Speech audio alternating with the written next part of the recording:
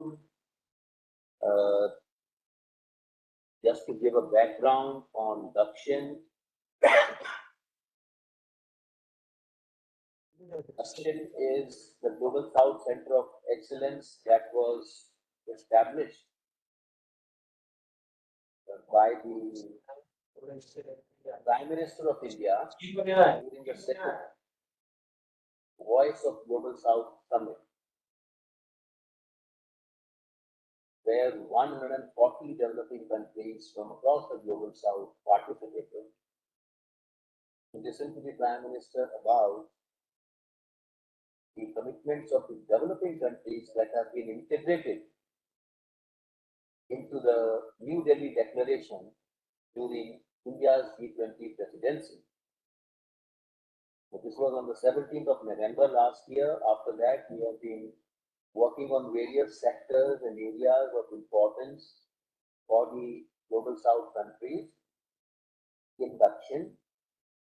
And we have prioritized 3 areas based on the feedback from developing countries. And these 3 areas are agriculture and health sectors and digital solutions as a horizontal area of looking at development solutions, which also includes financial inclusion.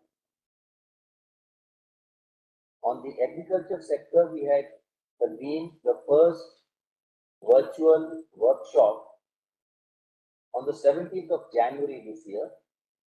It was the first convening of DAKSHIN as well, and we received a very encouraging response. More than 220 participants discussed the general areas of interest of developing countries in the agriculture sector, climate smart agriculture, watershed management related issues, sustainability related issues. And when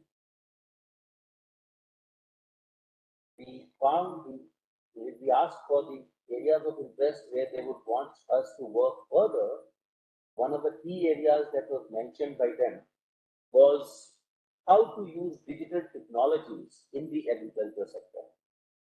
So therefore, we decided that the second workshop in the agriculture sector that we will have will be focused on digital technologies in agriculture for the Global South. So this is the reason why we are here. We have an excellent panel of speakers from India and across the Global South. So from India, we have 3 speakers and we have 5 countries represented from across the Global South. So we have a very packed program for the day. Let me not talk about the sector or the digital technologies in the sector at all, because we have experts to do that. I see that our keynote speaker, Mr. Samuel Praveen Kumar, has joined us. So thank you for joining us, Mr. Praveen Kumar. He is the Joint Secretary in the Ministry of Agriculture and Farmers Welfare almost for the last 3 years now in the government of India. And he looks after work relating to agriculture extension, AIF, investment, and price support divisions. But that is not his only claim to fame. He is a well-chosen Indian administrative officer to take the responsibilities of this particular position in the ministry, because he has more than 25 years of experience in the field of post-harvest management of food grains. He has multidimensional experience in the warehousing, logistics, and supply chain sector and has received several awards. He received a reward for Best Regional Manager in 2017 and an award for his special work during the 63rd Foundation Day of the Central Warehousing Commission of India. So we are very honored at RIS and DAKSHIN for him to have agreed to address us. So I will request Mr. Samuel Praveen Kumar to give his keynote address for about 10 minutes. Over to you, Mr. Kumar. Thank you so much, sir, and good evening, all the participants. I hope I'm audible. And Yes. I got a small presentation to make, but I'll be very quick and brief. I just wanted to get a confirmation if my presentation is visible to all of you. Yes, it is visible to us. Yeah. So I mean, I've seen the topic on which we'll have to speak. It is all confined to digital initiatives. So I just wanted to share the initiative that I am driving in DAFW, Department of Agriculture and Farmers Welfare. So a lot of talk about the digital public infrastructure of late, and in the budget to 2023 as well as in the budget 2024, we had the talk about agriculture DPI, finance minister speaking about how we can herald a new era of possibilities where technology can serve as an enabler for inclusive and sustainable development of agriculture. So this DPI that we are envisaging is an open, interoperable and federated public network that can actually serve as an extension, digital delivery of extension services for the frontline extension workers and also for the farmers directly. Now, what is Vistar? Vistar is like, connecting the supply side of the network with the demand side. More often than not, we, keep only worrying about the supply side, what we can supply to the farmers, and we are not actually giving a hearing to the needs of the farmers, what actually the farmers needs. So how do you try to converge this? That is the primary idea. And then how to build about a DPI on this idea? You have a lot of DPI efforts in India. You have this UPI, you have Aadhaar, you have so many other initiatives for skilling. Also, you have Honest. So a lot of and DBT mission is there, DBT Bharat, Jandan financial inclusion. So all these things are, all digital initiatives which are digitally enabled so that the services are available to the farmers in a seamless manner. Coming to Vistar, as to what Vistar can do in terms of, I'll just straight away go to how Vistar can actually help you in, enabling the access to information. We have several initiatives which are, coming up. AgriStack is there, which will give you farm registry, crop registry, which will give you about the land registry also because it is linked with land records. You have information on weather, agroclimatic advisories coming from IMD. You have state content coming from state agriculture universities. You have ICR institutes who give a lot of information on pest management. And also other data like agri input dealers, testing laboratories, marketing information. A lot of information is there, and all of them are actually in isolated manner. They are in different portals and all. Now, how does Vistar facilitate integration of these data sources? And then through some access enablement in terms of either chatbot, IVRS system, or web portals, how the frontline extension workers as well as the farmers can access to this information. Say, for example, pre-harvest. The requirements of farmers are either in terms of advisories on land practices or advisories on nutrient management or input application, or it can be merely to access to inputs. Where do I get the inputs? Or maybe an information on what kind of a pest is likely to attack my crop, and therefore what way I have to be ready to mitigate that, and how do I monitor that? These kind of things can be there. Now, to put this in perspective, I will show a slide highlighting how the system currently works. Pre-Vistar. Today is pre-Vistar, and how it will work post Vistar. Let us see this pre-Vistar thing. It is characterized by different disparate sources of information, which is not available in local language. Now, an overarching accountability measure is also not there. Somebody gives some content, farmers may consume it, may not consume it. Who has got the accountability? What is the feedback mechanism that you have to understand whether the farmer is satisfied with that advisory? Let us take example of somebody wanting to plant cotton this season, this Kharif. So he wants to, know that whether my area will receive adequate rainfall this monsoon so that I can go for a cotton planting. And if there is no adequate rainfall, then he'll have to plant for something which is, drought resistant. Then if cotton sowing is to be done, at what depth sowing is to be done, what variety is to be done. Then there are also several types of seeds, that can, under cotton, which you can grow. So, and cotton market information, where does he get the market information? What will be the likely price of cotton once the harvest happens? What is the scenario? These kind of informations are all available in different isolated forms, isolated systems, isolated portals. The farmer has to make sense of that in his brain. But what I am now going to do post Vistar is that I will make sense of all this information that is, in different spaces put together, build in the element of contextuality through interoperability of databases, and the contextual advisory based on crop zone, agroclimatic zones, land registries, with complete farmer profile in mind. I will give it in a local language to the farmer. Now, how is this possible? This is possible because all the initiatives which are getting built are all AI powered. You have solutions, AI powered solutions, which will actually amalgamate them and comprehensively give you a concise advisory in a conversation manner or in a voice manner, or it can also be some kind of a video or something which will make the farmer, understand it better. So Vistar will ensure trustworthiness, and also there's a feedback loop by which a farmer will be able to validate. Suppose the content is not useful for him and he is not able to benefit, then we will pull down that content and we'll ensure that network partner will not do that. So this is one example of how a Vistar can transform. And Vistar, we'll have the providers and seekers in this platform. There will be content seekers who can be farmers, frontline extension workers. We should also understand that policy academicians, researchers, they will also get a lot of information as to which is the area on which they'll have to work more. So that is one thing. And this slide I have just put together on the choices and opportunities that Vistar will open up for the various stakeholders, be it extension worker, be it a farmer, be it a government servant, be it being a policy maker, or even an NGO or a research organization. The kind of interventions that we can do in a targeted manner, the improved delivery of services that we can do through Vistar, the real-time monitoring of the content also, as well as the digital delivery of services that we can do, how the livelihood opportunities can be provided to front-end extension workers, how we can upscale, we can do the skilling and capacity building based on the needs in regional languages, how we can propagate best practices, to farmers as well as extension service providers, how we can provide contextual advisories to the farmers so that they don't get flooded with entire information. Suppose somebody is growing only a crop like chana in Rabi, all the Rabi crop advisories don't have to be dumped on him.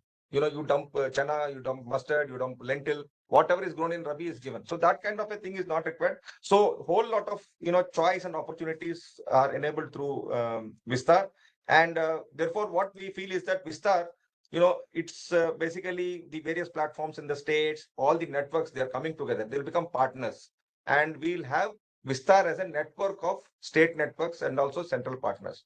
So onboarding them, basically it's a technology through which we integrate. Everybody has to become Vistar compliant so that the DPI, which works, through the other systems, we don't have to develop anything new here. We are only trying to leverage the systems that are already there in the ecosystem and make them beneficial to the farmer.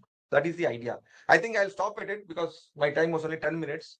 So I've run at a very great speed to cover what I wanted to convey. Over to you, sir. Thank you. Thank you very much. So this was a very compacted information that you gave about Vistar. Just to, inform the audience that Vistar is a word in Hindi which means expansion. But it is also an acronym. And the acronym stands for Virtually Integrated System to Access Agricultural Resources.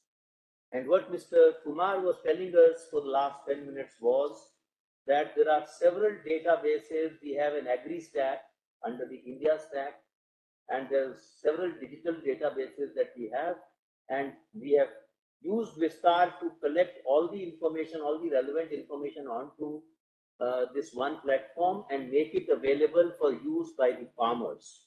So it's a very helpful proposition that we have created for the farmers, particularly the small farmers who don't have access to information as much as the large farmers. And this is a relevant community of farmers for all of us in developing countries. So thank you very much, Mr. Kumar. And we would, of course, have questions from our participants on not only Vistar but the larger digital public infrastructure base that has been created in India, and how we can showcase and share some of these experiences with our friends in other developing countries. And now let me move to our second speaker. He is Dr. Srikanth Rupavatram. He is head Innovation Hub at the International Crop Research Institute for the Semi-Arid Tropics, ICRISAT. So ICRISAT is an organization of CGIAR, and they have an MOU with the government of India. So this is one of those international institutions which are hosted by India. And Dr. Srikanth is there as a scientist in that institute at ICTSAT. He leads the Digital Agriculture Initiative and of course heads the Integrated Hub, Innovation Hub. He has a PhD in post-harvest technologies. So catch him on those in terms of your questions. He is a Marshall Packworth Scholar and a recipient of the prestigious Gardner's Prize for Excellence in the field of horticulture from the Worshipful Company of Gardeners, London. Dr. Srikanth has 23 years of rich experience in implementing agricultural research and development projects. He has worked in diverse cultural backgrounds, including in the United Kingdom and New Zealand, so far as the developed world is concerned, but also in Africa, Oceania, and of course, India. He is extremely experienced in process engineering innovations using artificial intelligence, unmanned aerial vehicles, UAVs or drones, modeling, and big data analytics. The very kind of things that we hear about nowadays, whenever people talk of cutting edge technology and its use in various sectors, including of course in the agriculture sector. So thank you very much, Dr. Srikanth, for joining us. You also have 8 to 10 minutes for your presentation. Over to you. Thank you. Thank you so much, sir, for that elaborate introduction. I sit in the innovations lab. Can you see my slides, sir? Yes, it's visible. Yeah. Thank you. So I don't want to go through the whole presentation. I want to give you a gist within this 8 to 10 minutes. The previous speaker has laid the foundation for where we are going. And I believe that this is an era where things have changed dramatically in the last 10 years. And we could see the paradigm shift in the way agriculture is carried out, not in the developing world alone, but also some of the things which started within the developing world because of what we are doing within India and how we can share that to around the globe. We are based also in Africa, while being based in Hyderabad, India. ICRISAT has 9 other locations within Africa. So we started this digital agriculture as a theme way back in 2017 and started working on artificial intelligence projects along with private players and some startups from Germany, India, and other locations. So this is the place where we thought, just like extension is taking from the lab to the land to the farmer, we believe that IT, technology, and engineering has something to do with developing new products and services for the smallholder farmers or those who are in the value chain and other stakeholders like the extension staff themselves. Everybody needs to build their capacities on digitization, not just digitization, but tools and applications so that we can bring efficiency and bring down transaction costs, which are really the issues for adoption in the developing world. Thankfully, India has a lot of strides that it has made in the last many years on mobile data. And because of the availability of smartphones, a lot of agro advisories are now possible to reach to masses because of the advent of smartphone usage and the spread of smartphone usages in the developing world. I know there are hindrances out there in Africa and other places, but I think we are going towards the era where it will be inclusive in terms of digital divides. I think it is coming down. And the opportunity is because of digital tools, technologies, and the artificial intelligence, which has taken over in a very big way. In a nutshell, I just want to give you what is happening to us now is so rapid and fascinating that we are in 2024.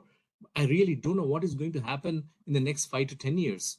If you ask me, hey, we are now into generative AI, quantum computing, and people are talking about using large language models to give solutions for every sector, and agriculture is meeting the industry, unlike 200 years ago when we were not catching up with the innovations that were happening in the industry. For example, in 50s and 60s, when we could see the green revolution, we were only looking at how agriculture was adapting to increased use of pesticides, fertilizers, use of machinery, and stuff like that. But when you come back towards 2016, 17, I think we are talking about autonomous farming, precision farming has taken up in a big way, and monitoring and evaluation also has improved significantly because of use of open source satellite data. So what I wanted to tell you within this frame was, hey, this revolution has started, and there is this harvesting of innovations that the governments are doing right at the top, as the Joint Secretary has said. They want to bring everything at one platform and make it usable for everyone in this. I mean, it includes the private players, non-governmental organizations and other governments, and farmers and farmer organizations. So that is where we are going towards a digital public infrastructure development. And mind you, we are taking small steps, but the impact that these technologies and tools are doing are far more than what we had fathomed when we were designing and developing these products. For example, we deal with a lot of startup companies and try to build those products from the start and scratch, because most of them don't have agriculture background. So they go back to the fields and come back, and sometimes you'll see, like in other sectors, they diversify. But I want to give you an example of how digital tools and technologies were built for all the people in the ecosystem. We can't ignore the players apart from farmers. We have so many others dealing with the same farmers, and it could include traders, government staff, extension workers, non-governmental organizations, input dealers, and everybody in this ecosystem needs to be taken care. While we design products individually for farmers, we don't take it for granted for the role played by the other players. We need those aggregators when it comes to buying the stuff in volumes. So who's going to be the mediator?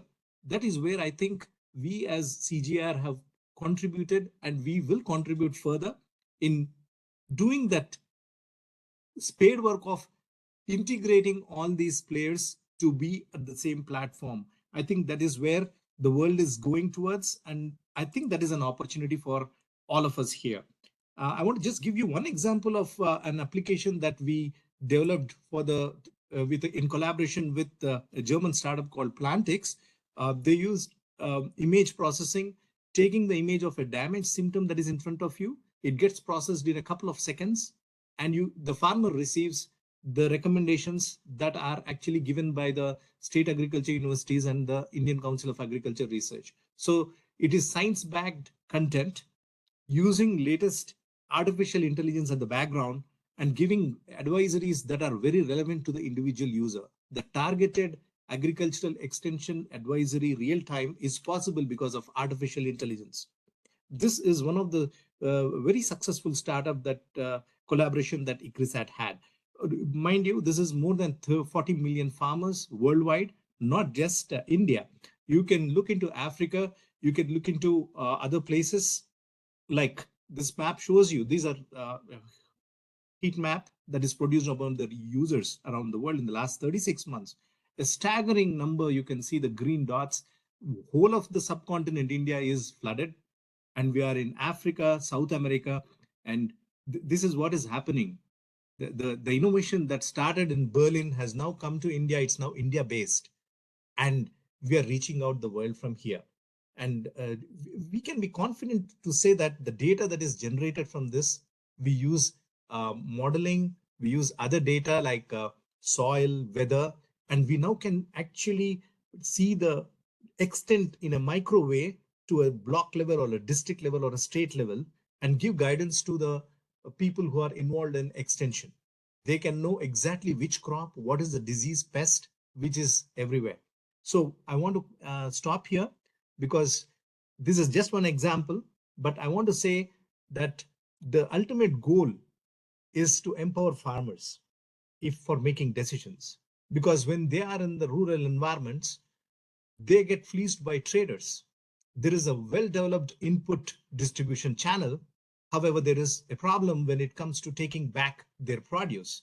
They buy the inputs in retail price, but when it comes to selling their produce, it becomes a wholesale price. So these type of anomalies will exist, but technology is here to aggregate and empower them. And I believe that this is the right chance and time for the innovations and tools and data-driven technologies that are available here in India to pass on to the rest of the world. I would like to tell you that in November, we are planning to take this application in Swahili and introduce into East Africa, for example. So these are some of the steps, small steps that we are taking from our side. And all the best to everyone who is participating in this workshop. Thank you. Thank you. Thank you very much, Dr. Srikanth. So from a situation where we got a wider overview of how the agri stack is being used to develop a scheme or program like Vistar from Samuel to where Srikanth talked about a specific intervention with the use of latest technologies, the cutting edge technology like artificial intelligence that we talked about. So this is very interesting, and I'm assuming it will be interesting for all our participants from across the global south. I also would like to invite Dr. Srikanth to not stop with Swahili. Please listen to our participants. There would be many others who may be interested in knowing. You belong to an international intergovernmental organization, and therefore there is all the more reason for us to be responsive to any questions, any invitations that we receive, any demand that we receive from our participant think tanks from across the global south. We have almost 500 participants in this webinar today, and I'm sure that all of them are very keenly listening to us and would take the stage and would take the mic at the time when we open up for discussions. But for now, I also want to bring in a business perspective from the Indian side with our next speaker, Mr. Gokul Patnaik. He is the chairman of Global Agri Systems Private Limited, which is India's premier agri services organization. He is chairman of he was the chairman of the Agriculture and Processed Food Products Export Development Authority, or APIDA, from 1991 to 1996. And I must add a personal note here that I cut my teeth on agriculture exports, and in particular on sanitary and phytosanitary measures that Indian exports faced abroad under his tutelage. So thank you very much, Mr. Patnaik, for all those all that help that you gave, all that good grooming that you did for me 30 years back in the government. He was the architect of manifold increase in the Indian agriculture export at that time, and we have the Indian Administrative Service. He belonged to that service like Mr. Samuel, and he was sent to cadre in one of the northern states of India, which is the green revolution bowl of India, called Punjab. So he had a lot of ground experience of how productivity can be increased, while at the same time making sure that issues like traceability, issues like quality are maintained, so that there is exportability of the harvest that we take out of our farms. He is wearing several hats, and we are really honored that in spite of his busyness, he has been able to join us for this conversation. He has been the president of the All India Food Processors Association, chairman of the National Council on Agriculture Marketing of the Confederation of Indian Industries, which is a premium business organization of India. He was chairman on the task force on agriculture of the Federation of Indian Chambers of Commerce and Industry as well, and a member of the governing body of the Indian Council on Agricultural Research. The umbrella organization of almost 100 different research and extension service related organizations that work all over the country in the agriculture sector in India. He was also the chairman of the Working Group on Agriculture Marketing, constituted by the Planning Commission of India, which is now the Niti Aayog, and he is currently a member of the Food Safety and Standards Authority of India as well. So he's a well-known authority. We are very thankful, Mr. Patnaik, for you to join us. So you can also spend 8 to 10 minutes talking about the farmer business relationship and how the policy incentivizes and drives this relationship towards improving productivity and exports. Over to you, Mr. Patnaik. Thank you, Mr. Kaushik, for that elaborate introduction. I hope you can see my, the. Yes, we can see your presentation. Can you see it? Yes, we can see it. Okay. Yes, we can see it. Already the stage has been set by my predecessors. Why digital agriculture is important. Digital agriculture, as you know, is a combination of IT, analytics, different tools, and it provides access and connect computer and transaction to be extended to agriculture, so that agriculture becomes a data-first precision agriculture on a sustainable basis. India has done a lot of work in digital agriculture. First of all, let me say that today, not only India, all over the world, people are digitizing agriculture, and the value of digitalization in agriculture in 2023 was valued at $22 billion, and by 2028 it's likely to go up to $36 billion, which is 10.3% CAGR, compound annual growth rate. So this is a subject which everyone is talking about and everyone is going forward. The growth has been mostly fueled by mobile internet. Everyone now, almost 50% of the world have access to mobile phones. Even smallholders are using smartphones these days. So it's easy to disseminate knowledge. Secondly, a lot of countries have put up public digital infrastructure, which is an open access system. Countries like India, for example, we have done three things which make it very accessible to everyone. First is the unique identification number. Everyone was an Aadhaar, a number, so that people can be easily identified.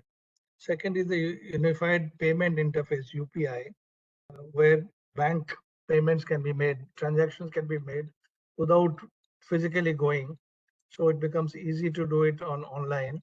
And third is the India stack, where all the data, agriculture data, is put together in a public space. So between these three things, the government has done a wonderful job in making it public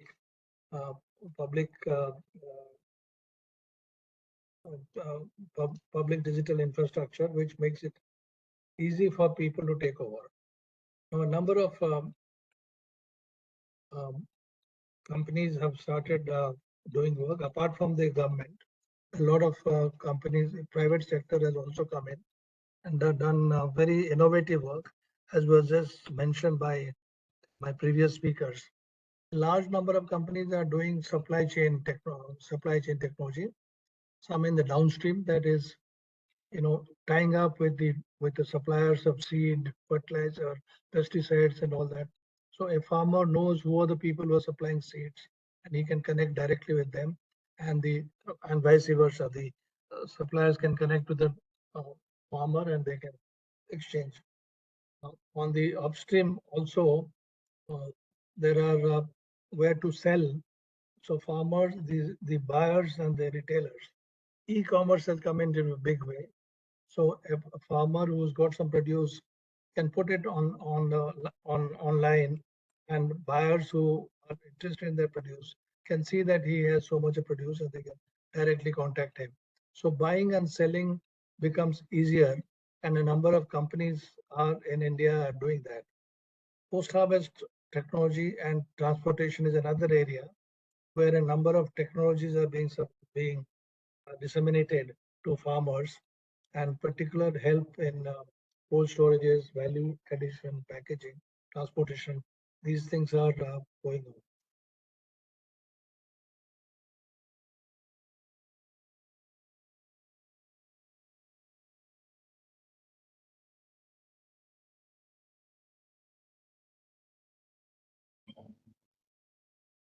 Mr. Patnaik is actually traveling in the eastern part of India, and he is speaking from hotel.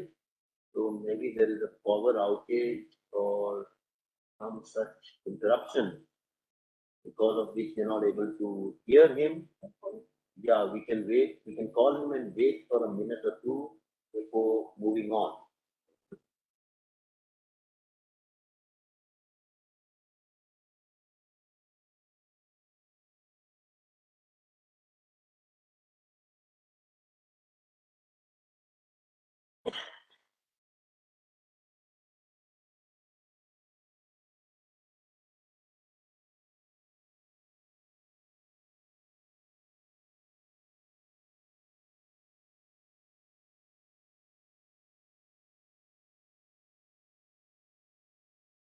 Not receiving.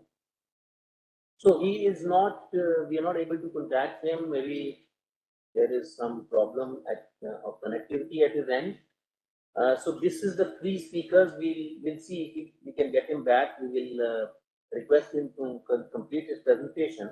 But these are three speakers from the Indian side who have given an array of options that have been deployed in India in the agriculture sector to utilize digital technologies in the sector. We have benefited, the country has benefited. We were a net food importer for the first 40 years after our independence. We are an exporter now and a major exporter in several crops and the largest exporter in food crops as well. There is something that we can share our experience about on how we achieved it and to what extent can these experiences be customized for them to be available for our brother countries in the global south. So let me now move to the other countries, and I wanted to bring in our colleague and friend from the Republic of Guinea, but I see that his connectivity problems are still persisting, so we are trying to get him connected. So I would move to the next speaker, which is Dr. Javier Aliaga Lodoman. He is a senior associate researcher at the Instituto de Estudio Avanzados en Desarrollo, or INESAD, from Bolivia.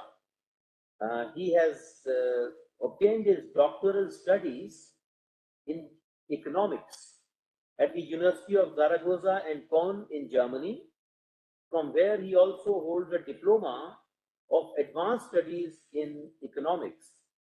He also has an MBA, a master's in business administration from the Polytechnic University of Madrid. So I'm sorry, Dr. Javier, we will allow Mr. Patnaik to complete his presentation and then come back to you. Okay, I'm very sorry we had a power off here. I was just saying the different types of private companies, private corporates which are doing work in agri-tech. There's a number of companies which are doing agri-fintech. They're doing using agriculture technology, digital technology to use finance and insurance money. So without spending much time, I'll just tell you what we can offer. As a company, we also have developed a system in which we prepare a total digital ecosystem, a complete ecosystem. Both the farmers market in input and output marketplace, we can presented to him in an integrated manner. And what we have worked this out in many countries, customized, developed a modular strategy for proper integration to this thing. And this has been tried out in number of African and Asian countries. For example, in Ghana, we are doing work with shea butter and moringa, and Cote d'Ivoire, we are working with a number of companies to cocoa producer, a number of cocoa producer. What we do is each of the farmers we register and also tie up with the buyer. So Zambia, we are working with agents who are doing credit and finance. Similarly, in Kenya, for example, we are working with a potato producer who has 4,000 farmers on his platform, and we are using the data, we're collecting the data and registering it, and getting him insurance and finance to do this. In India, we are working with a Marigold company, which is cultivating marigold, extracting it, making it into a high value marigold extraction into lutein, and selling it 100% equity. So these are all tried system. How we do it is very interesting. First, we in each case we set up, we look at the contextualize it, look at the agro economy, we look at the language and the currency, payment system, communication, both. We train the farmers physically and virtually. Then we register their portfolio, we clear their score, plant, seed, nurture, and we put them together in the analytics, and then we contextualize it, and we do the analysis of what is to be done and what is the system to be made. This is an entire production to export. We trace it out from the farmer to the agent to the processor to the buyer to the exporter. So everything is recorded like a blockchain.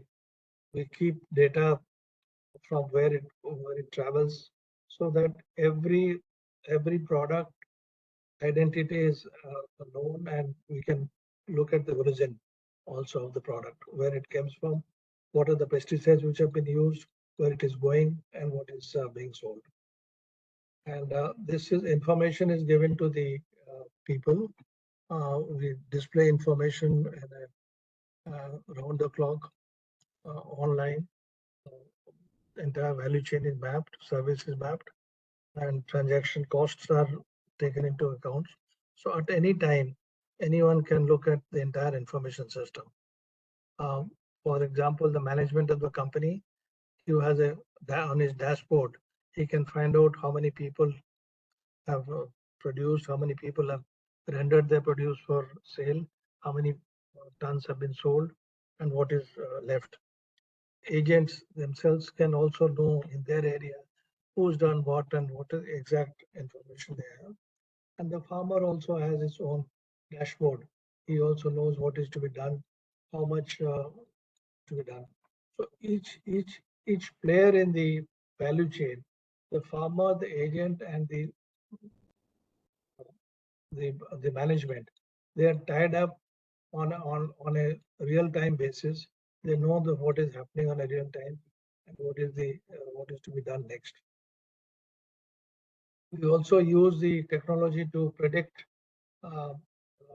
the remote sensing and or drones. Sometimes drones are used, or otherwise remote sensing data. We can, each simple polygon can be, each field can be detected and mapped on the map.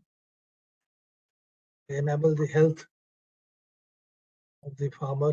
We know what is the crop health. If it requires to be pesticides to be used, we can sense that through the remote sensing the pesticides. We advise the crop advisory is issued to immediately use pesticide. And soil mapping is also done, again, up to a certain level through remote sensing. And we can know that certain areas are dry, so they need to be irrigated. That can be immediately, the advice can be given to the farmers. And soil nutrient, what kind of nutrient will be used, we give this soil advisory to them. Crop monitoring and estimates is very important for marketing people and for the government also. By knowing, by multispectral cameras, we can see the stage of the crop and what is the, we can predict harvest to a quite an accurate prediction, which will help the farmer and which will help the government to plan his next steps. Again, credit and insurance companies, they require data, and we can provide the data, and we can also give them the risk factor of each farmer, depending on the land he has and the soil health. The credit finance people also measure the risk factor and to allow or not to allow insurance and credit. So this is all this can be done through the help of technology and on a time-bound basis, on a real-time basis. We don't have to wait anymore for the end of the crop experiment, for the crop cutting experiment to see how much is the pest. We can predict fairly accurately the product and what is we can also anticipate the disease. The weather relevant also can be given. All this is done through very intelligently, very interactively through agriculture, through digital technologies. So this is already being practiced. Number of companies are doing it, both in India and outside, and we will be very glad to help anyone who's interested in forming a digital agriculture, precision agriculture on their land. And it will be particularly helpful for smallholder farmers who do not have direct access or cannot physically can't contact the experts. Artificial intelligence will give them the expertise they need. So this will really revolutionize agriculture in many countries where extension work is not sufficient. Thank you very much, and I'll be glad to answer any questions or pick up any other things. Thank you very much, Mr. Patnaik. So you have kind of created a bridge between the farmer community and the policy on the one hand, and the business community who can help them, make use of technologies, including digital technologies. Thank you very much for your presentation. We have already introduced our next speaker, Dr. Javier Aliaga Lodeman from Bolivia. I just want to add before I ask him to take the floor that he has received several awards. So he is a well awarded economist. He received the Bernard Prince Research Award by the Institute of Spanish, Portuguese, and Ibero-American Studies in The Hague, in Netherlands. He has also received the Energy Globe Award for the best project of renewable energy community in South America, all over South America. And he is the Hans Siedel Stiftung Best Young Bolivian Economist under 40. So that honor also he has. So we are very fortunate to have you, Dr. Javier Aliaga Lodeman, with us. You get 5 to 6 minutes for making a presentation. You can talk about Bolivian success stories, including Bolivian challenges as well. Over to you. Thank you very much. And thank you for the invitation and for the presentation. I will try to make a very quick and short presentation, just an overview. Please let me know if you can see my screen.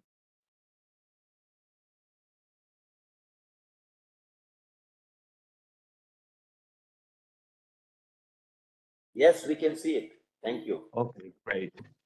Well, Now I'm here on behalf of the INESTAT. INESTAT in Spanish is el Instituto Avanzado en Temas de Desarrollo. In English means Advanced Institute of Economic Studies for Development. And the pillars of my presentation has three dimensions: risk, opportunities, and impacts. And the idea here is to see how risk can be solved by technologies in the agricultural sector, and how can create some opportunities, and how can we can improve the impact. So the idea is, for example, that we can have three main risks in not only in South America, especially in Bolivia. I will talk about Bolivia, but in general to South America. Risks mainly are climate change, limited access to information, and financial risk. As you can see in the chart in the right side of the screen, we run some climate change scenarios to the year 2050, in this case for quinoa Bolivia sector. And what we see in this model is that we expect a decrease in the crop yield between 10 to 30%. So this is very, very critical situation. It can increase the food insecurity of the country, and the same happened in many countries in South America. 60% of the Bolivian farmers, I mean the smallholder farmers, report adverse effects from climate change variability. So digital technologies, geolocation can provide climate data and predictive analytics, enabling producers to make more informed decisions, to have traceability, and to introduce sustainable criteria into their farming activities. And this is very relevant because the world is moving toward more sustainable requirements. So farmers need to comply sustainability requirements in the future, and this can only be done with technologies. Related to limited access to information, this is very critical. Only 20% of the Bolivian farmers use digital platforms. So we need to really, really increase the access to platforms, to digital platforms, because we need to promote, to transfer knowledge about sustainable agricultural practice, to teach people how they can improve with precision farming. And the third pillar is financial risk, limited access to digital financial services. This restrict investment in resilient agricultural practice.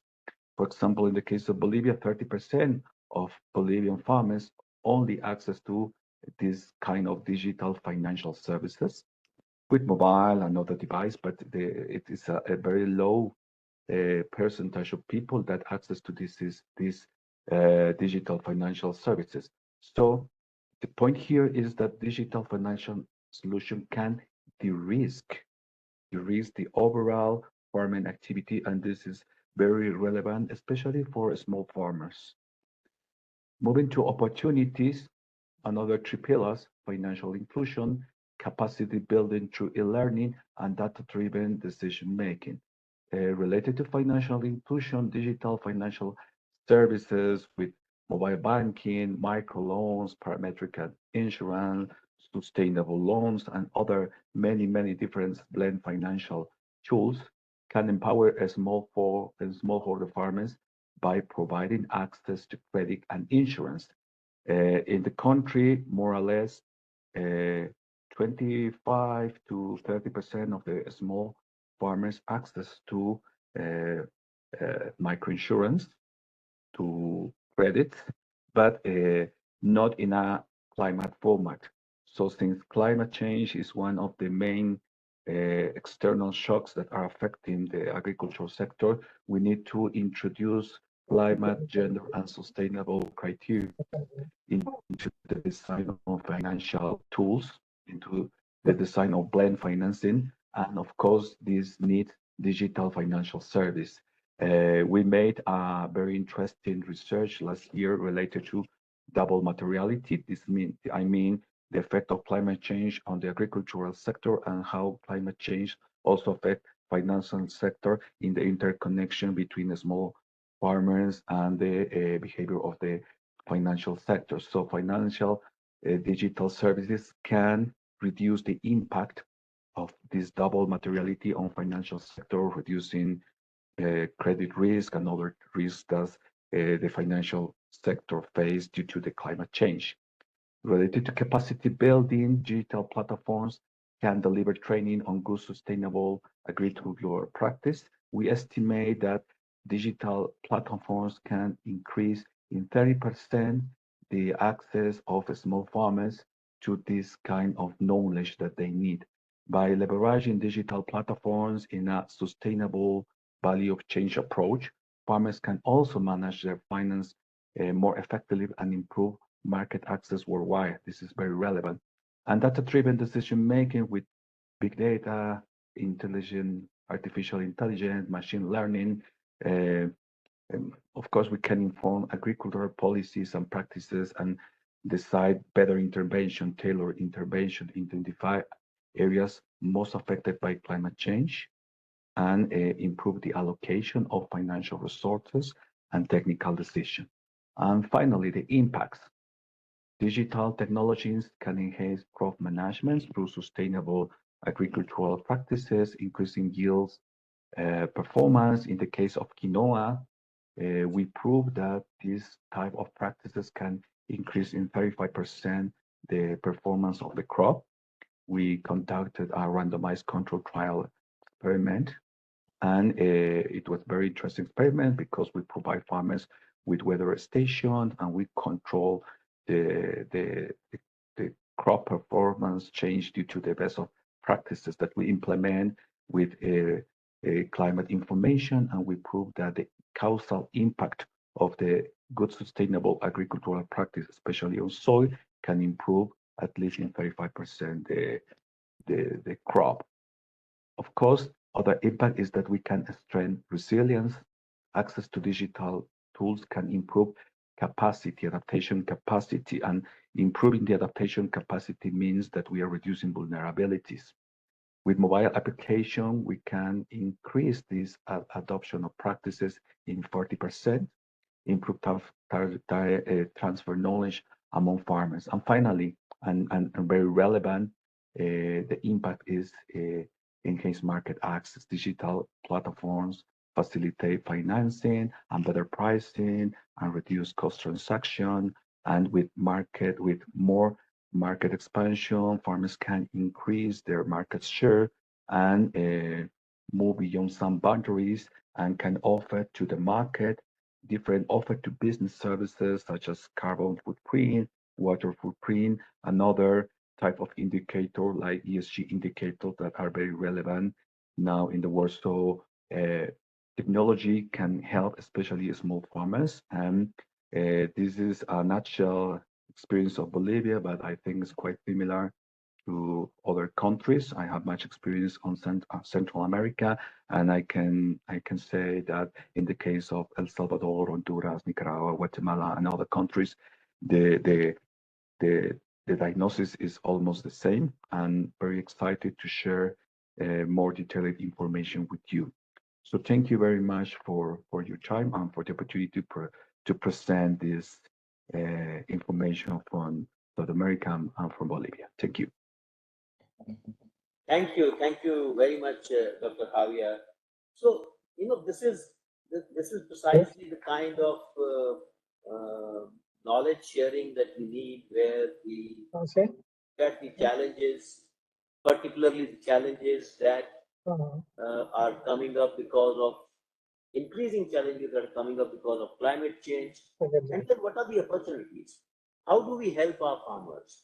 So Dr. Javier very lucidly explained that with only 25 to 30% of the small farmers in Bolivia having access to micro insurance, we have to find solutions, and digital technologies provide those solutions. So how do we apply them? How do we build their capacity to understand those systems and programs and to adopt to them? And how, as a consequence, they can improve their productivity by as much as 35%. And I fully agree, the geoclimatic zones in Central America and Latin America are quite similar. So what applies in Bolivia or Brazil applies in the rest of Latin America also. Thank you very much, Dr. Javier, for this explanation and presentation. We would be, of course, looking at possible questions that we get from not only from your region, but from across the country, the global south. Thank you. Let me now move Thank to you very the much. neighborhood in the Caribbean. Thank you. So in the Caribbean, we have Dr. Federico Bird. He is head of the program on digitalization of agri-food systems at the Inter-American Institute for Cooperation on Agriculture at St. Lucia. This institute is an Inter-American institute, and it is spread across the whole of Caribbean and Americas. But we are in touch with the wing that is stationed at St. Lucia, and they are in touch with all their other offices. So thank you very much. Please convey our gratitude to the Institute first, that through you we are able to connect with a large part of our brothers and sisters in the global south, in the Caribbean and LATAM. Dr. Bird has both an undergraduate and a PhD degree in agronomy and agriculture sciences from the School of Agronomy at the University of Buenos Aires in Argentina. At present, he is leading the Agri-Food Digitization Hemispheric Program at IICA. He was associate researcher at CONICET, which is the National Research Council of Agriculture of Argentina, like we have the ICAR in India, I talked about just now. And he served as Director of Research and Development at CREA in Argentina as well. He is co-founder of 2 agri startups widely known and utilized by the Latin American farmers and agriculture industry. So thank you very much. We are honored, Dr. Bird, for your presence and your participation. Please let us know, all the work that has happened in your region and how it has also met the challenges that we have been talking about through digital solutions. Over to you, Dr. Federico Bird. Thank you very much for the introduction, Atul. I'm very glad to be here on behalf of IICA. The IICA is the Inter-American Institute for Cooperation in Agriculture, is the specialized agency of the Organization of American States. We work with 34 country members all over the Americas and the Caribbean. And I want to summarize our vision and what are we doing from IICA in terms of promoting digitalization of agriculture. For some reason, I have a very short presentation, but I can't share. Webex is not allowing me to share my presentation, but I can do it without the presentation. Don't worry, I don't. So, Just 1 minute, Dr. Bird. okay. There is a share icon at the bottom bar. You are not able to use that? Yes, but the problem is that it says me that I should log out and enter again to the meeting for some reason, for some permissions. So it is not permitting me to. Very unfortunate, but if you could send this out to us on the email, we can share from here. Okay, just 1 second. Yes.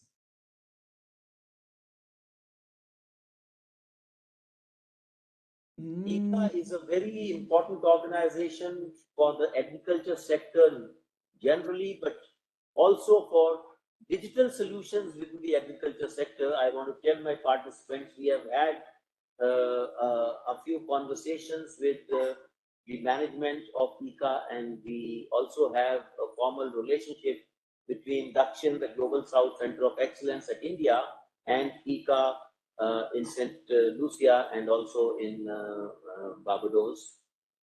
We are very fortunate that they are also working on the agriculture sector, and they are supporting DAKSHIN to provide a sector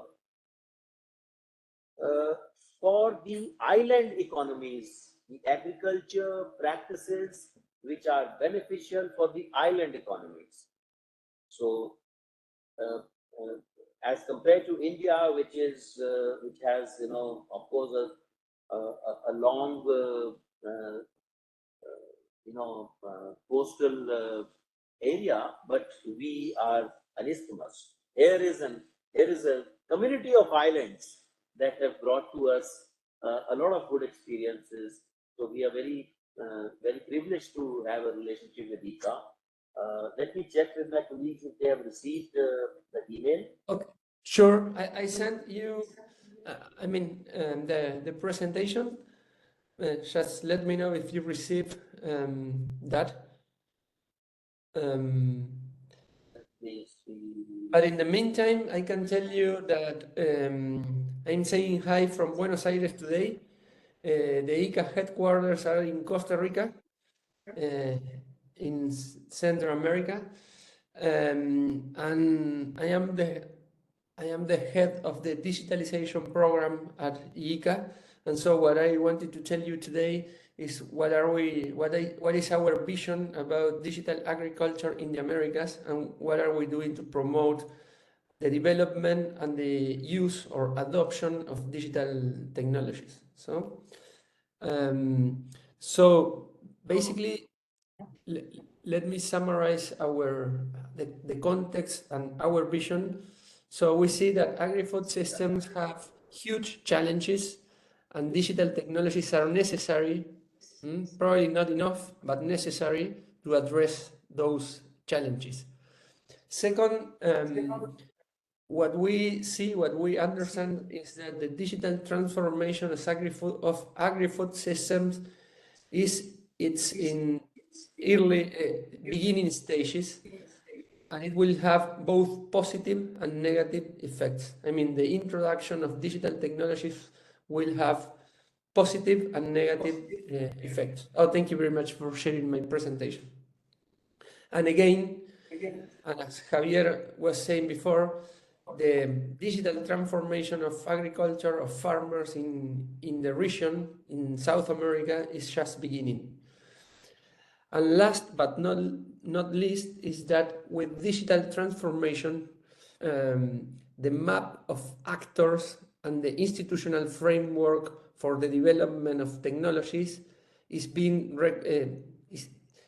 changing. So there are new actors. The main new actors are the agtechs or agritechs, agtechs startups. I'm sorry, and so.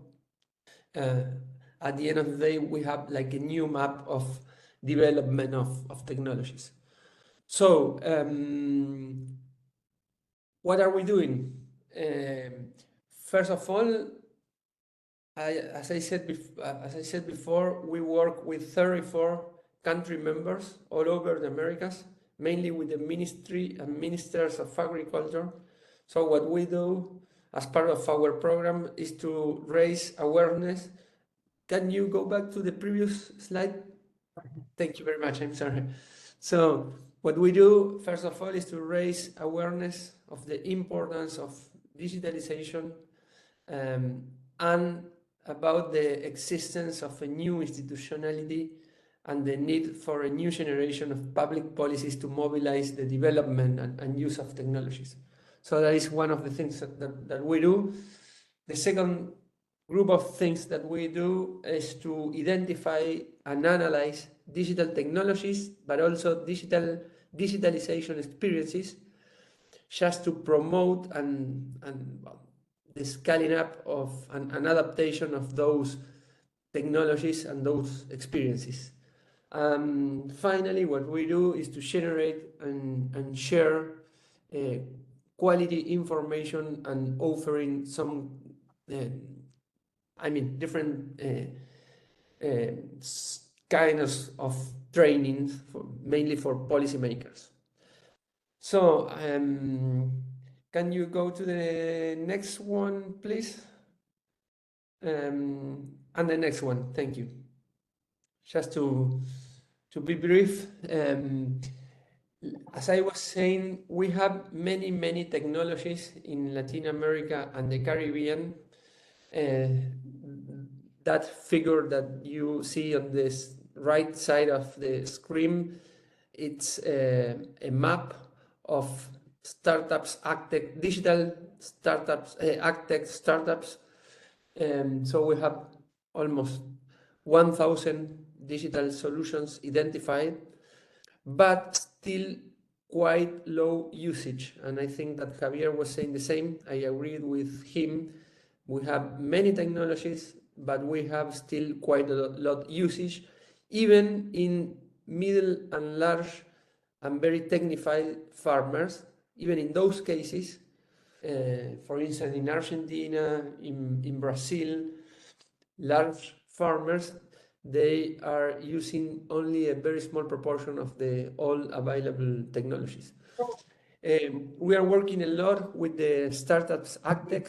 Every year we organize the Digital Ag Week, and in that event we have a lot of startups from many countries from Latin America and the Caribbean. We are building a network with them because we think that they are at some point leading the digitalization process in our region. Next one, please.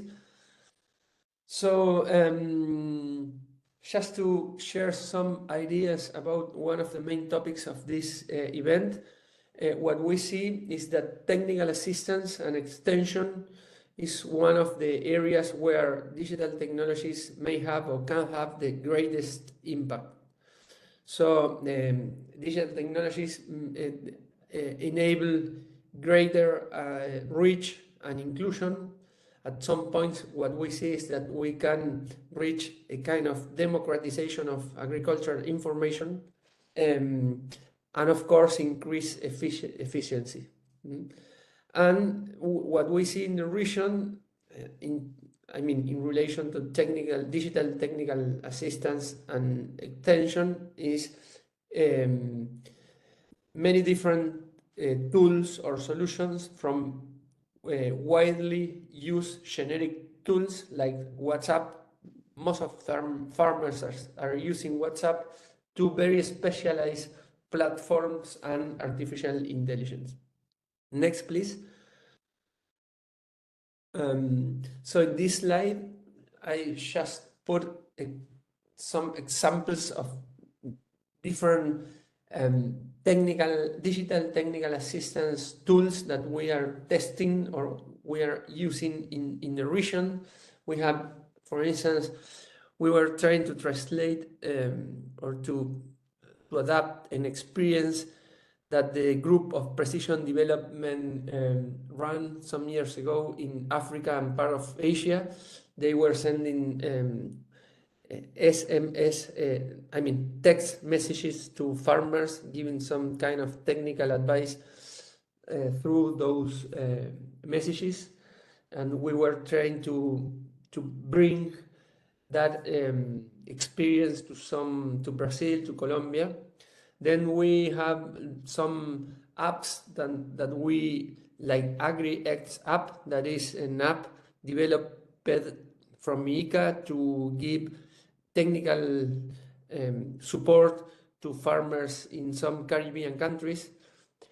Then we know and we map it a lot of experiences using WhatsApp in many different countries here in Latin America and the Caribbean. For instance, there's a Colombian farmers organizations, ranchers organization, that they have almost 5,000 WhatsApp groups with more than 600,000 members, farmers, and they are sending every day a lot of information to give some kind of support to the farmers to make better decisions. So, and they have a team. This farmers organization have in its headquarters a team with 10 persons working in the generation and delivery of content and information to the farmers. And then we have some specialized platforms like Agroconsultas, that is a web page in which a lot of experts, a very recognized expert, this is for Argentina and Uruguay mainly, and so there are a lot of very recognized experts from universities and National Institute of Agricultural Research, and they are able to answer questions of farmers. And of course, this platform is incorporating now artificial intelligence. So you have not only the human experts, but you have the artificial intelligence algorithm answering questions of the farmers. And just to finish, please, next one. Trying to give some ideas to answer some of the questions that you shared in the concept note. What we see that are the main challenges for the scaling up of the digital technologies in our region. I would say very quickly that we have 4 main challenges. First of all, to raise awareness, to raise interest, because part of the problem is that a lot of farmers don't have any kind of awareness of interest about the digital technologies and digitalization processes. Then we need to expand connectivity. We have a lot of rural areas with very low connectivity. Then we have to build capacities. There are huge gaps of skills between different farmers and different regions. And finally, what we need is to promote platforms. I mean, to give some kind of support to the startups, AgTech, to let them to improve their solutions and to distribute and I mean to make more visible their solutions. So I will stop here. I'm sorry if I took more time than it was. Even if they renounced Indian citizenship. But this was the ideas that I wanted to share with you today. Thank you very much. For Indian national. Thank you very much. No, it is a very comprehensive presentation, and we are happy that Recently, it was supposed to be. we were able to share your presentation, and we would see how to fix this problem for the future that Says it was themselves can share it. But thank you very much for all these experiences as well as the challenges, and they resonate with the kind of challenges that we face all over the global south. And we are very happy that you could give us an example from an island nation. From you, thank you. We move again to another island, which is closer home for me, to Sri Lanka. And I want to introduce Dr. S.H. Nuvan P. Silva. He is a senior lecturer and Supreme at Court. the Fine. Alexander Hamilton. Yes, Mr. Patnaik, could you please mute yourself? No retirement for judges of the Supreme Court will result in Mr. Patnaik, controlling the future, and he tried to answer that. We have followed Mr. Patnaik, could you please mute yourself? the Supreme Court. So I am not hazard an answer to that. I'm going to ask your question. I'm going to answer the question. Ring up Mr. Patnaik and tell him that he needs to mute. You have, say, one model. Pakistan, the South Asian nation. No, he's still not muted himself. Yeah, he's muted himself. Okay. We are sorry for this interruption, but I want to introduce Dr. S.H. Nuvan P. Silva. He's a senior lecturer at the Department of Crop Sciences, Faculty of Agriculture, University of Paradena in Sri Lanka.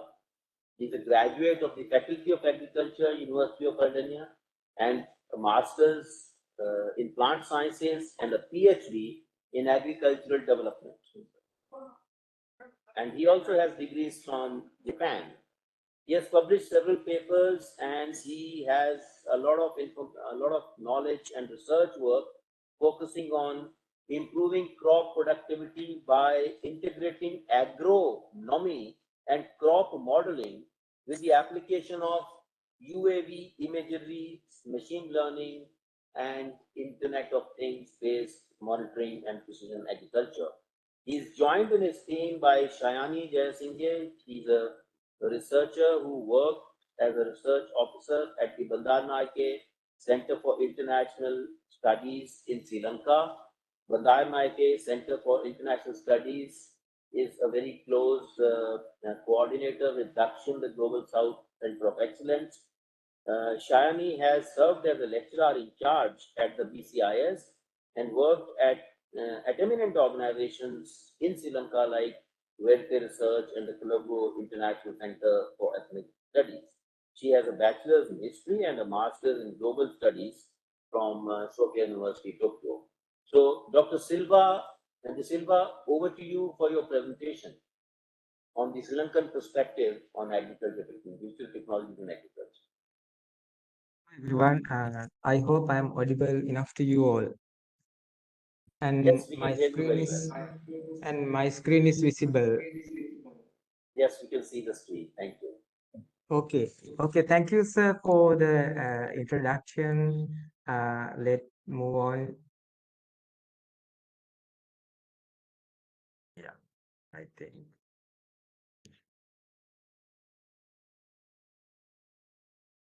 The screen is seems not moving.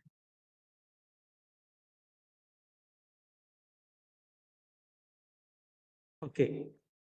Yeah, I think most of you know about Sri Lanka. Sri Lanka is a very small island, but still we are doing a lot of agriculture here, even from the history.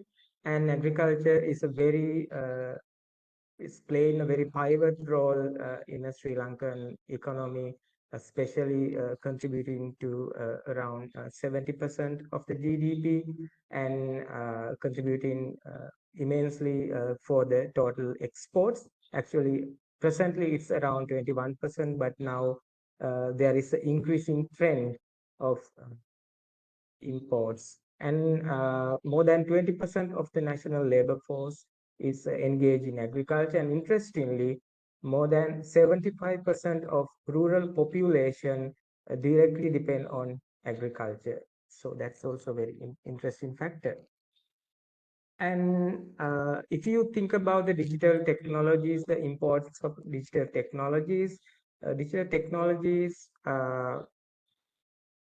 give solutions to some of the key problems in agriculture sector in Sri Lanka, especially low productivity and the effect of climate change and inefficient resource use, and also in the socio-economic aspects, the youth involvement. So this is something interesting because for the above two technical factors, the low productivity and inefficient resource use, one of the major problem is our farmer population is aging. Most of our age farmers, and they are more prefer to do traditional agricultural practices and very slow in acquiring new technologies, even though awareness programs were going on. So therefore, that leads to low productivity and inefficient resource use as well. So inclusion of digital technologies will help us to get the youth people attracted to the agriculture, and we see increasing trend, not fast, but slowly we see the increasing trend with inclusion of the digital technologies. And among those technologies, these are the key technologies that we are currently start up with the precision agricultural technologies, especially IoT based or sensor based monitoring systems, especially in the field level and as well as protected agriculture level. And the mobile application, this is something widely used right now. Actually, now many people have smart devices, so they are kind of they have the technical know-how to use the smartphones, so they now prefer to use these mobile applications. And the application of agricultural drones are still at very early stages, and at university level we are doing a lot of research how we can adopt this technology into the Sri Lankan context. And also there is an initiative from government as well. And at the university level, we have established facilities to empower to train our students with hands-on experience with the new agricultural technologies. You can see the left-hand side, it's a IoT-based field monitoring system facility at one of our university farm.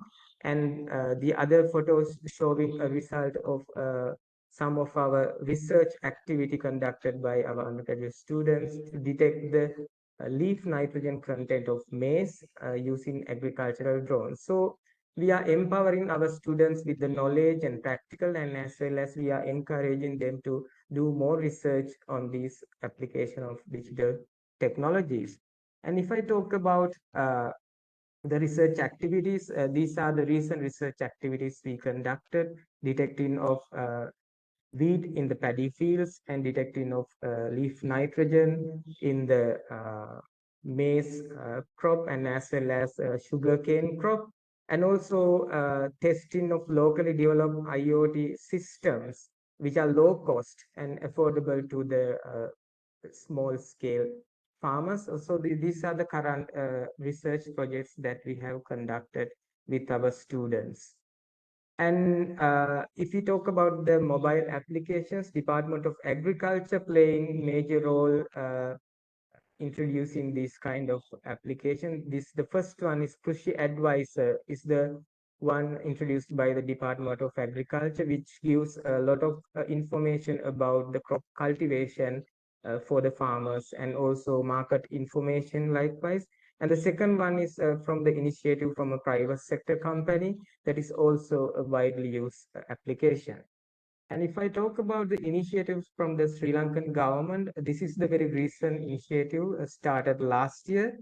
Government of Sri Lanka strategy for inclusive digital agriculture transformation. This is mainly focused on the digitalization of agricultural activities, and we are funded by the Bill and Melinda Gates Foundation for these strategical activities. These are the main objectives, and in order to align with the problems that we are facing, the main objectives are to aid the data enabled decision making. The currently the decision makings are not data enabled, so the efficiency is very low, and the improve the resource use efficiency using the new technologies, and also promote the new investment and startup from the private sector and combine with other stakeholders to give solutions to the problem in the farm field, and also the capacity development, and also use of well-developed models from the global scale into the Sri Lankan agriculture. And if I summarize the key challenges to adopt the digital technologies, the infrastructure is one of the limitation, because in the rural areas still the internet connection. We have internet connection, but still the speed of the internet connection is sometimes matters. So there are limitations to use the digital tools in that case, and the awareness and the training. So as I mentioned, many farmers are older, so they are very slow in acquiring new technologies. So therefore, the lack of awareness and training are the other challenges, and the cost. Like Sri Lanka is a developing country, and I think you all know recently we had a kind of very severe economic shock after the economic crisis and after the COVID-19 pandemic. So therefore, the initial cost of adopting digital technologies is another challenge. So somehow we are trying to cope up with these challenges and gradually moving forward with inclusion of digital technologies in order to bring the Sri Lankan agriculture into the next level. And as a university academics, we are doing research and training our students, those who are the new next generation of the agriculture people in Sri Lanka. And also we conduct farmer training as well to increase the awareness about these technologies.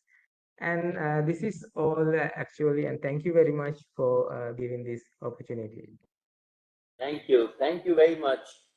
You know, you have given a very good example of how the combined effort of the government through their policies and to incentivization of the use of digital technologies and the awareness raising of the farmers of benefits of digital technologies and technology per se. For example, you mentioned about the increased use of mobile phones by the farmers helps in bringing about better productivity and also addressing some of the climate related challenges.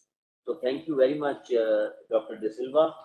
We have actually reached the time of the webinar, the end time of the webinar, but I would seek the indulgence of all our participants for one more speaker from Africa, from Botswana, and also then if there are any questions. So there were some questions which were bilateral and they have been already responded, but if there are any questions which are to be openly addressed by all the panelists, we would wait for that. So please let us spend another 10 to 12 minutes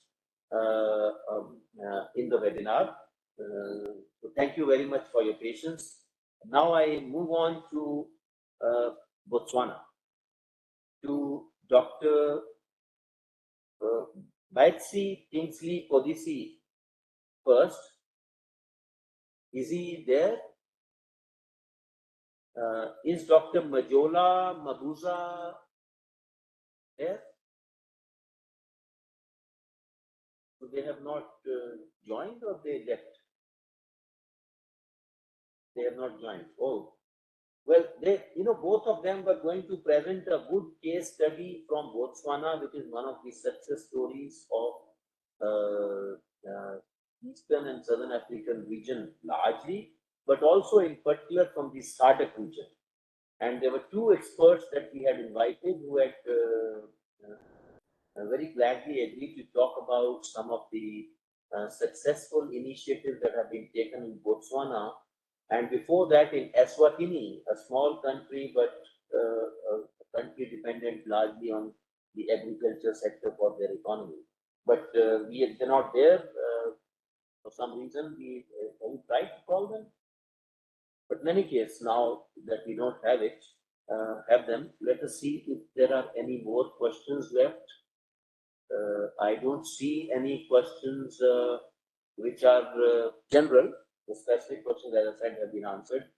Let me, go back to our main panelists from India and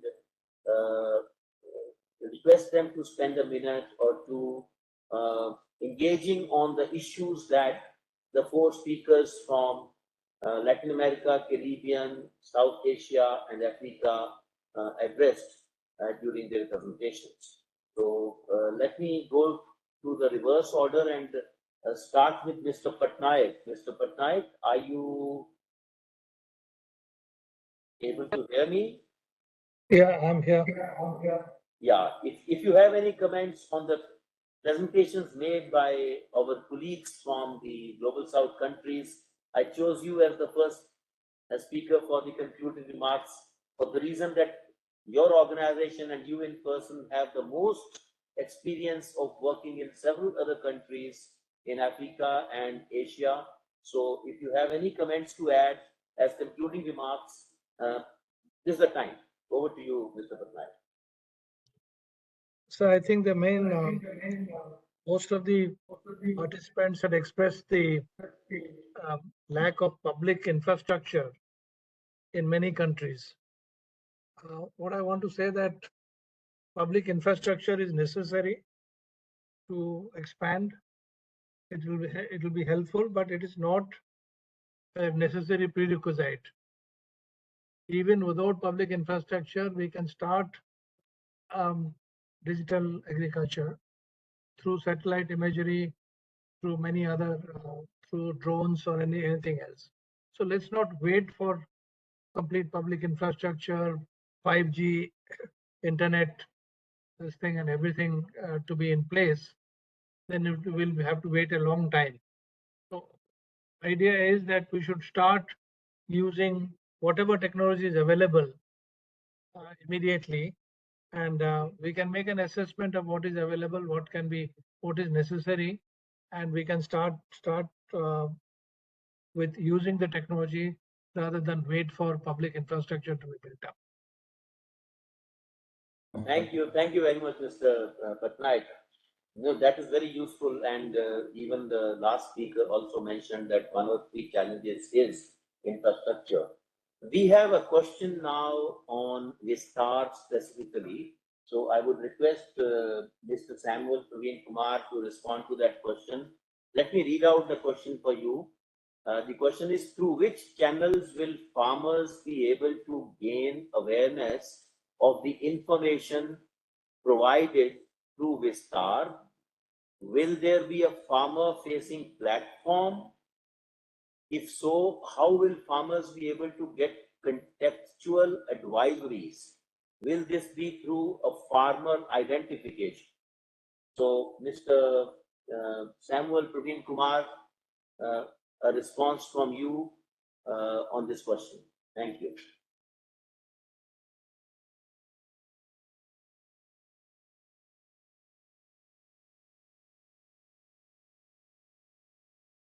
Mr. Kumar doesn't,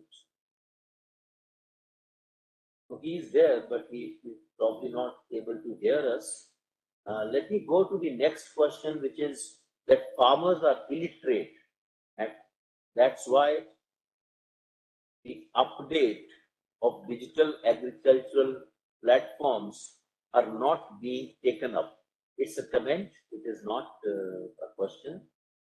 But this is a challenge, which is a part of the challenge of awareness raising that has been mentioned by almost all the speakers in the course of this webinar.